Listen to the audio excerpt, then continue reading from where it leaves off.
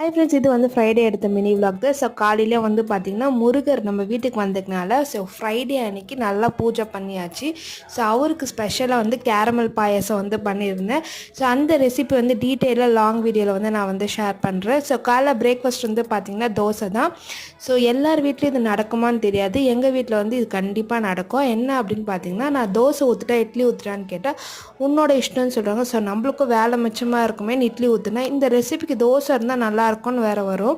So இன்றைக்கி evening வந்து ஒரு சின்னதாக ஸ்நாக்ஸ் பண்ணலான்ட்டு சொயா தான் வந்து செஞ்சுருந்தேன். அன்றைக்கி வந்து பார்த்திங்கன்னா பச்சைப்பயிரை ஒரு 2 மினிட்ஸ் நல்லா சாட்டே பண்ணிவிட்டு ப்ரெஷர் குக்கரில் கொஞ்சமாக சால்ட் ஆட் பண்ணி வாட்டர் ஆட் பண்ணி 2 விசில் விட்டிங்கன்னா சூப்பராக பச்சைப்பயிறு வந்து குக் ஆகிடும். அது கூட வெல்லம் சேர்த்து ஆட் பண்ணி நல்லா இந்த மாதிரி பால் மாதிரி பண்ணிக்கலாம். சில பேர் ஏலக்காய் சேர்ப்பாங்க, நான் வந்து ஏலக்காய் சேர்க்க மாட்டேன். ஸோ மேலே கோட்டிங்க்கு வந்து பார்த்திங்கன்னா மைதா வந்து ஆட் பண்ணிவிட்டேன். மைதா வந்து கொஞ்சம் திக்கான பேஸ்ட்டாக ஆட் பண்ணிங்கன்னா சூப்பரான சொய்யா வந்து ரெடி ஆகிடும். ட்ரை பண்ணிப்பாங்க. See you in the next video.